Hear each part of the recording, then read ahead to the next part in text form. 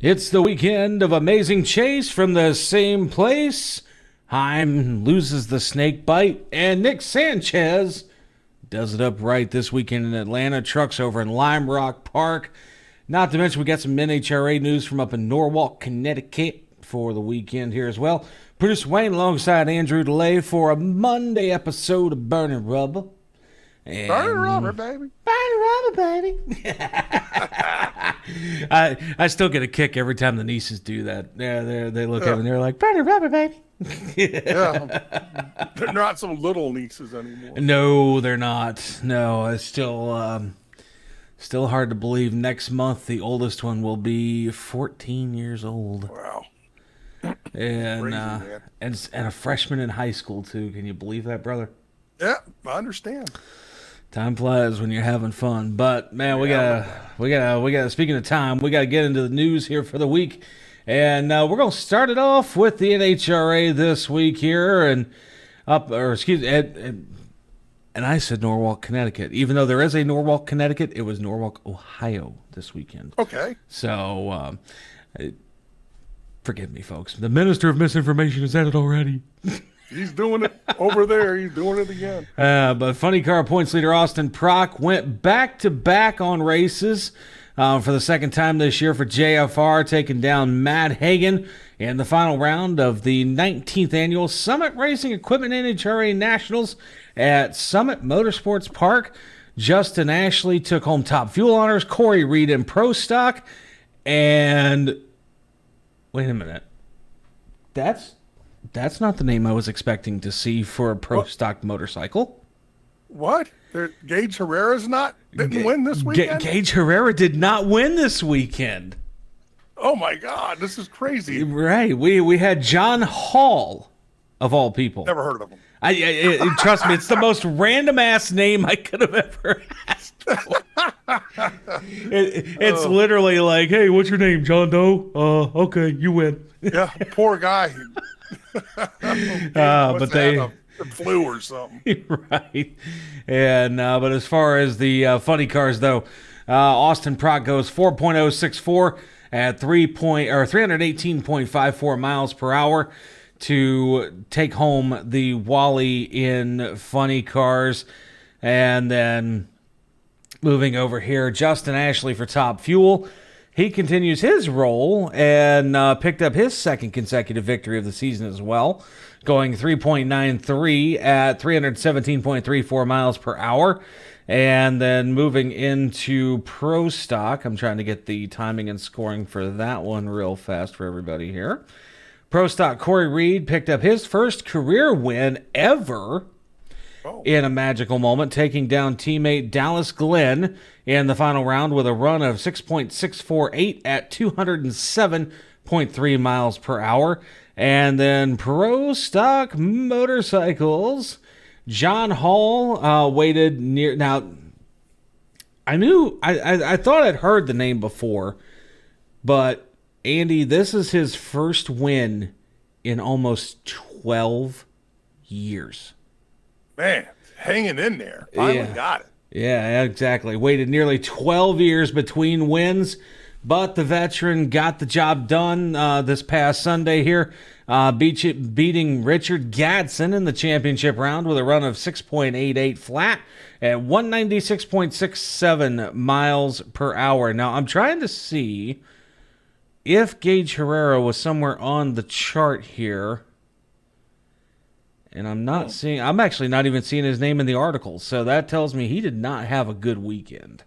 Well, I guess not. And, but it is what it is here. Another little bit of news to pass along here from Norwalk, Ohio from this past weekend at the Summit Motorsports Park here. Doug Coletta continued his magic in the Mission Too Fast, Too Tasty Challenge on Saturday at Summit Motorsports Park, defeating Tony Stewart in the final round to win the bonus race for the fourth time this season at the 19th Annual Summit Racing Equipment NHRA Nationals. And then Daniel Wilkerson took home funny car honors there. Now, interestingly enough, Pro Stock Motorcycles Too Fast, Too Tasty Challenge. Andrew, you know who won that one. So Gage Herrera did show up. He did show up. He won the Too Fast Too Tasty challenge, but didn't have as much luck in the main event. So, Okay. it's a shame, but it is what it is. You know what I'm saying?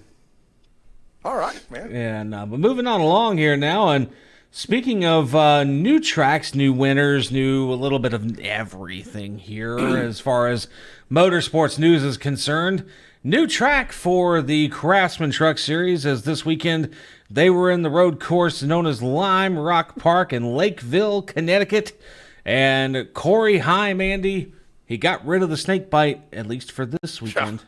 And in one hell of a way, too. Corey Heim goes flag to flag. Nobody even had anything for him. On all the restarts they had during the race, Corey would take those.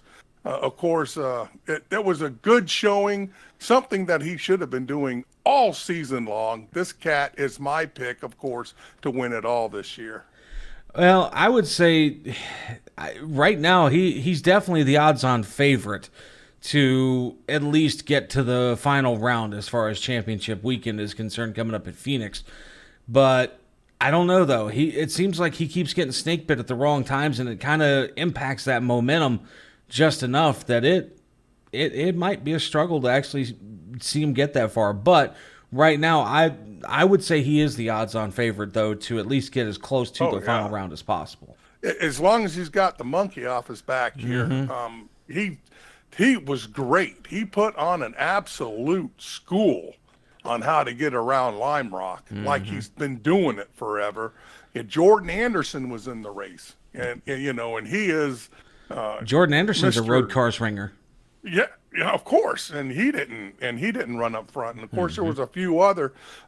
Excuse me, I shouldn't say Jordan ran third place for a good while, but still there were a few others, and no one can touch Heim. Exactly. Yeah, nobody had nothing for old Corey, but we'll have to wait and see what happens coming up with the next race for the Craftsman Truck Series, which we'll go over schedule and point standings here in just a short amount of time. Moving on along now into the Xfinity Series here, and a little night shift action for the Xfinity Series this weekend, Andy. And Nick Sanchez, even with a beat-up race car after wrecking, brings it home for the checkered flag. And let me tell you, honestly, I can sum the race up for you. It was a shit show, brother. That was... Atlanta by far was a great race for the Xfinity Series. Let me tell you, man, I thought it was awesome. But good God, these guys could not stop hitting each other on restarts. And I want to say they either had 9 or 10 yellow flags or something like that. Jesus. But yes, man, it was great. It was good to see Eric Almirola running up front, leading some laps there. And let me tell you, Sanchez earned the win.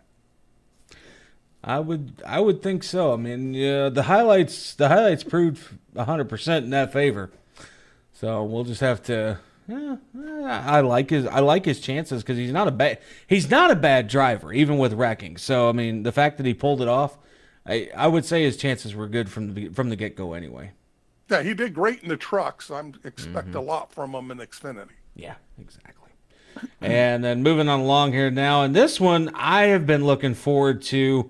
I've been looking forward to talking about this kid all season long, Andy. Amazing chase from the same place. They finally ring the bell in Dawsonville, baby. Yeah, buddy. The Dawsonville Pool Hall was ringing the bell, blowing the horn.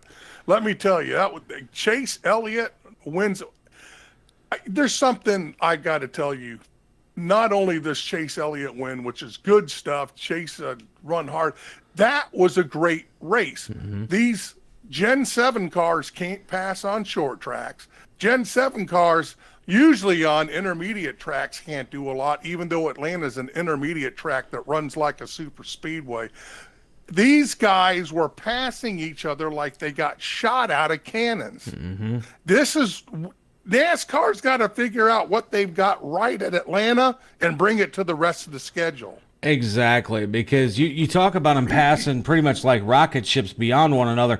That is an equivalent. Now I could be wrong, but from what I've seen in past races, that is a perfect mix of downforce along with horsepower. Has to be. They got it right. The car is competitive there.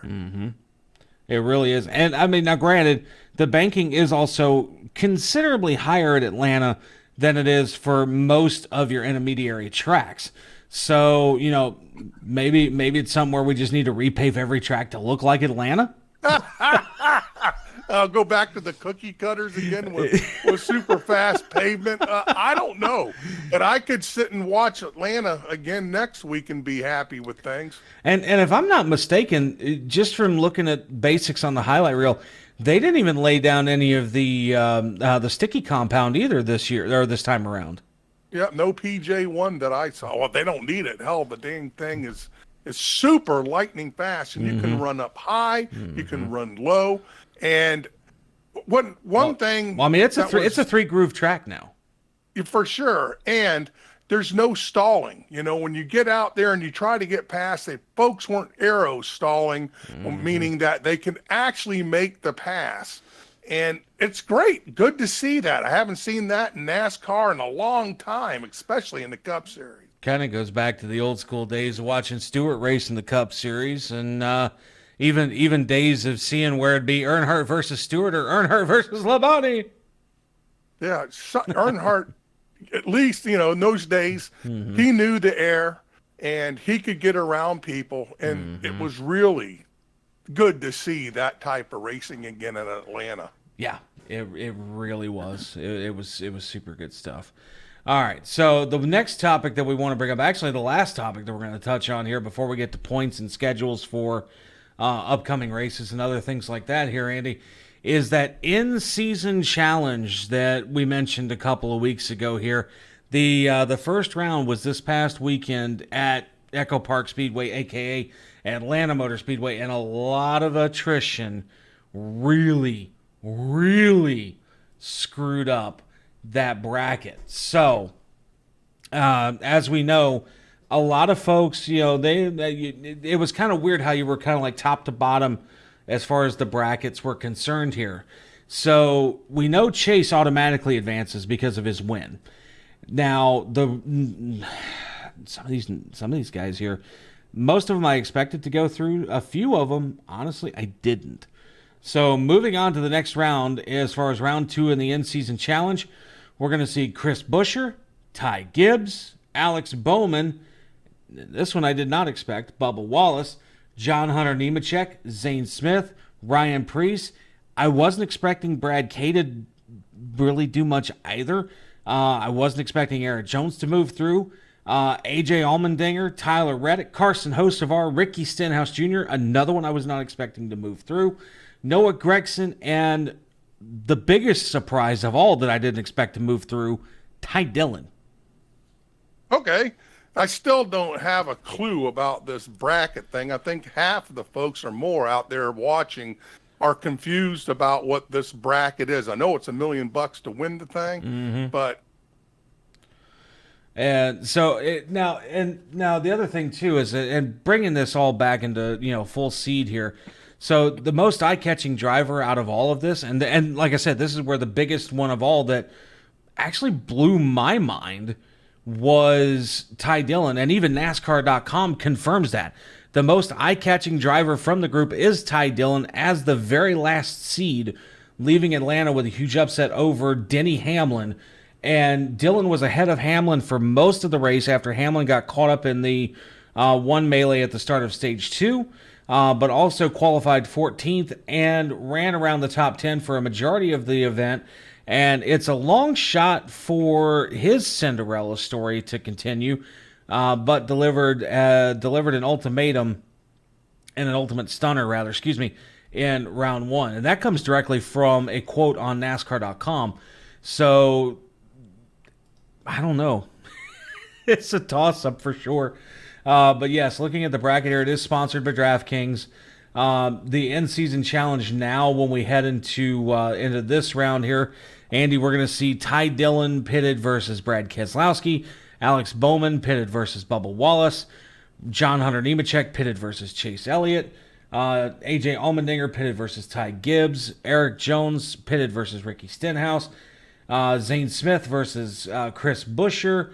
Hocevar versus Reddick. And Noah Gregson versus Ryan Preece. Now, looking at this challenge bracket here, and I'm trying to see if I can get a little bit more information here, like as far as like an article or anything like that, but I'm not seeing anything that really breaks it all down here. Okay, here we go. The NASCAR fantasy game puts you in control of predicting winners in each round. Yeah, it's $1 million grand prize for anyone with a wow. Not only are they giving $1 million to the driver, they're giving $1 million grand prize to the person in NASCAR fantasy who picks the right bracket too. Right. That's correct. And the thing is that, hey, this is cool, neat idea, but hell, NASCAR, no one knows what the hell's going on. Mm-hmm. What is this? They really did zero marketing for this thing, and a lot of the fans are confused about what even the hell, how is this working? What exactly is it? It's a gimmick. It is a gimmick, but a little bit more information here, and I just found this on NASCAR.com. So the in-season challenge, a 32-driver single elimination tournament that takes place over 5 different races on TNT. The driver with the best finish in each matchup advances to the next round. As far as who qualifies for it, the top 32 drivers in points following the NASCAR Cup Series race at Nashville make up the in-season challenge field. And then as far as how do drivers advance, obviously it's simple. The driver in each head-to-head matchup that finishes higher technically wins that matchup and advances to the next round. The winner gets the $1 million plus bragging rights. So actually, NASCAR.com actually just broke it down a whole lot better for us. Okay, great. Thanks, NASCAR. You can do a better job of promoting this other than just putting it out on your website. I mean, good God. All I hear is the folks, calling the race saying, oh, there goes that bracket. Oh, what in the hell are you talking about? Yeah. So virtually, just looking at it here, and again, like we've agreed, it's a gimmick for sure. But if you look at it, it kind of represents almost like the NCAA tournament, where you've got your Sweet 16, you've got your Elite 8, your Final 4, your top 2. Okay, I can understand that, but Jesus, man, these promote the thing. Let us know what it is. Give us some build up. Let everyone understand what this whole thing's about. That is exactly it, and that is where they did fail. And hopefully next season, if they do this again, we already know what's going on ahead of time now, so we can expect it. But yes, but now that we have the information on that, it's virtually the NCAA. It's virtually the NASCAR's version of the NCAA tournament to determine a NCAA champion for a specific year. So in essence, NASCAR now is going to have 3 champions in 1 year. You're going to have the in-season challenge champion, the regular season champion, and the champion of the overall season. Oh hell! Everyone's gonna get a stinking trophy in the. It kind of goes back to this whole PC crap, where you get a trophy, you get a trophy, you get a trophy. Everyone, yeah. My driver won, this trophy. My driver won that trophy. Right, exactly. Who cares? You know what I would laugh my ass off at? I did not see Kyle Larson in that list. Or actually, I did. Whoa. Tyler Reddick actually outpaced Larson. Larson got eliminated by Tyler Reddick.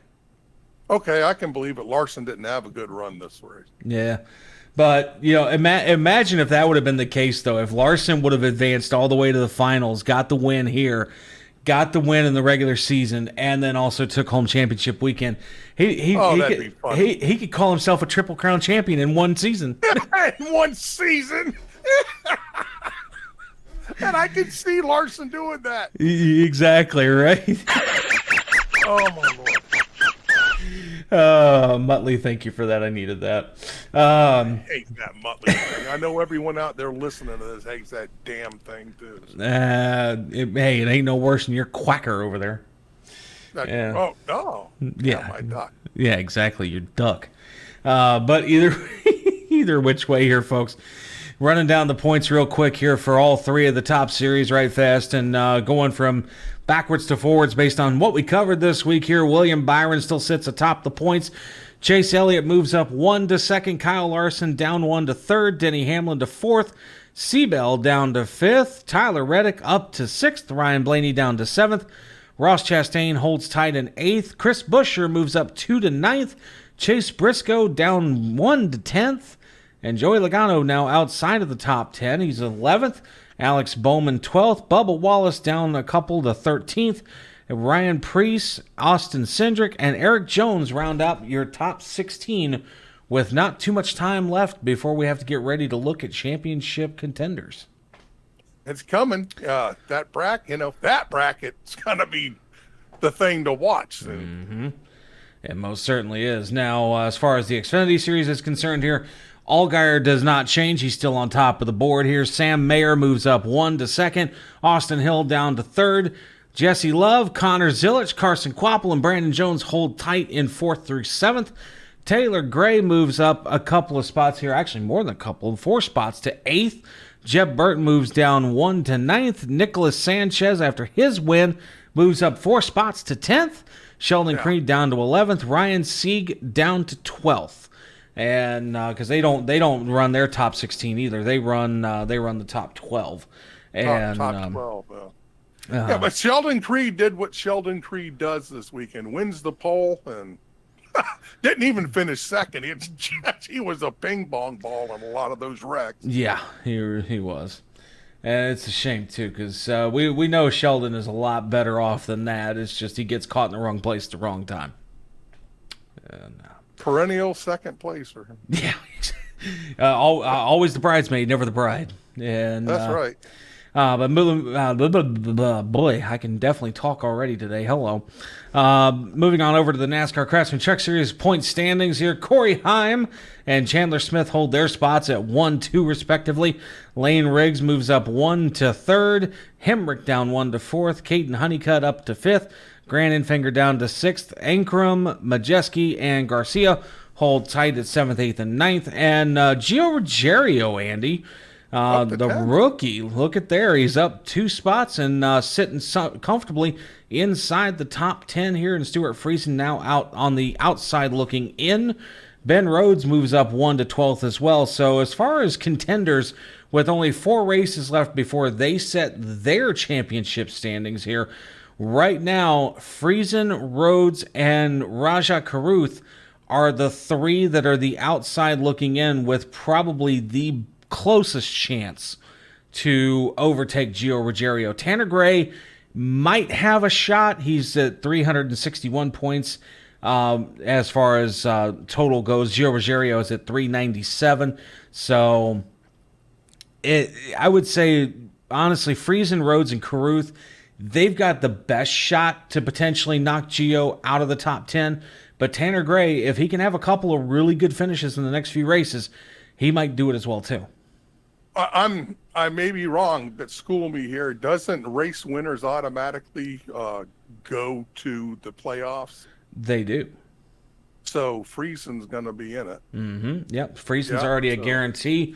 Ben Rhodes, Ben has not won a race this year. I don't think he's won this year. No, Ben. Actually, here we go. Looking at wins. No, Ben has not won one yet. So Raja's in. Friesen is in. Tyler Ankrum is in. Yep. Let's see. Caden Honeycutt is in. Or excuse me, no, not Caden Honeycutt. Daniel Hemrick is in. Lane Riggs is in. Yep. Chandler Smith is in. And Corey Heim is in at 5 races won. So we've got 7 of our 10 that are already decided. So if we had to go based off of the remaining setup of drivers that have not won this season that are inside that window, we're looking at Caden Honeycutt, Grant Enfinger, Majeski, Garcia, and Ruggiero being of the 5 that would be the closest as far as in competition, per se, to potentially position themselves into a top 10 setup for the points heading into championship runs. I agree. That's good stuff. Really, real real quick before we back out of here, brother, I want to thank all of our contributors to Burning Rubber Radio that have jumped on board and doing a lot on our Facebook page. Of course, Kathy Wooden doing a great job putting her stuff together. And Primetime Chuck Ellison, thank you for coming on board. And folks, please like and follow us on Facebook. We're almost up, just shy of 7,500 followers. Trying to make 10 grand before the end of the year. If possible, that'd be great. Please like and follow us on Facebook. I was going to say, are we trying to make 10 grand or are we trying to make 10K? 10K, 10,000, 10 grand. I'd like to make 10 grand. Hey, trust me, I'd love to make 10 grand too. Oh, I had to bust your balls on that one. I couldn't help it. Thanks. Yeah, but anyway, we need more of the Burning Rubber Radio Army over there on Facebook, folks. We do. We're doing good on TikTok too, man. My gosh, we're getting a lot of followers over there. Yeah, we are, folks. We love having everybody who is a part of our social media be a part of it every single day, every single week, every single month. And schedule-wise, Andy, it is 4th of July weekend already coming up this weekend here, and my God, where has 2025 gone already? We're already halfway through the year. And and with that, 4th of July weekend, you know what time it is as far as race time, right? What do you mean? It's Heim Time again? No, it's not Heim Time. It's Miller time. It's Miller time, yeah. No, what? Why did that sound like Eddie Murphy for a minute? Oh, jeez. No, you got me. What time is it? It is Chicago Street Race weekend. Oh, boy. So everyone's going to go to the race with their body armor on. Yeah, pretty much.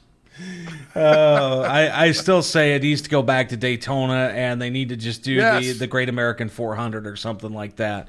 And, oh, yes. Or the All-American 400, even for that matter. Whatever you wanted to call it, I wouldn't care. Even if you gave Daytona a third event of the year, honestly, it would be a lot better than watching that travesty that is the Chicago Street Race. Oh, I'm sure Shane Van Gisbergen's ready to go there again. Oh, I guarantee you he's ready to go because, I mean, look at it. His first ever time in it 2 years ago, he schools the field. And yeah, but it's going to be fun to watch, I guess. Yeah, well, we'll just have to wait and see. I mean, personally, I'm still not a fan of the idea of transforming downtown Chicago into a street course. I mean, I like what they do with Detroit because Detroit is already familiar. You know, they're already used to doing it there. Or the same thing with St. Petersburg. They're already familiar with doing it there. They're already familiar with doing it in Miami. They're already familiar with doing it in places out west. You know, places that it's already familiar, then it's like, okay, we already know what to expect because that track setup is going to be the same every single time. We know that the weather is going to be the same every single time. But when it comes to Chicago being right there on the mouth of Lake Michigan, it is so unpredictable that 1 minute it could be sunny, 5 seconds later it could be a monsoon coming through there and literally flood the track out for a day and a half. Yeah, no doubt. And so, I don't know. Personally, I'm not a fan of Chicago. That's just me. I know Andy's not too big of a fan of it. So, folks, if you like it or love it, whether you like it, love it, or hate it, you know, hell, let us know on our Facebook page. Just let us know. Yep. Go out there and say something. Talking about, before I forget another thing, last Wednesday, everyone's going, hey, I thought you were going to have Josh White on. And, of course, we didn't because he had some business stuff come up and everything. But we are going to have him this Wednesday. That is coming this Wednesday, so do be on the lookout for that, folks. But with that said here, we're going to get ready to wrap it up here, Andy, because the trucks, they're not going to be back in action until the end of July when it is time to head to Indianapolis Motor Speedway. And the trucks are going to be at Lucas Oil Indianapolis Raceway Park July 25th for the T-Sport 200. But by that point in time, at the end of July, if the schedule aligns correctly, and I'm just going to double check this so that I'm not the minister of misinformation on this one, the end of July. Of course you are. It is the Brickyard, so they're going to be at. I knew it. They're going to be at Indianapolis Motor Speedway, and that is actually going to be the championship round of the in-season challenge. Oh, okay, good. So we get something that we hopefully will understand by then. Well, I mean, based on what we've seen and just reading it from NASCAR.com, it's already pretty straightforward. So we'll just have to see who does what this weekend coming up in Chicago, because I guarantee you that is really going to shake things up in this in-season challenge. Okay, yeah, I agree with you. But on that note, I'm producer Wayne. That's Andrew DeLay, and we are going to get out of here until Wednesday with Josh White. Burning rubber, baby. Burning rubber, baby.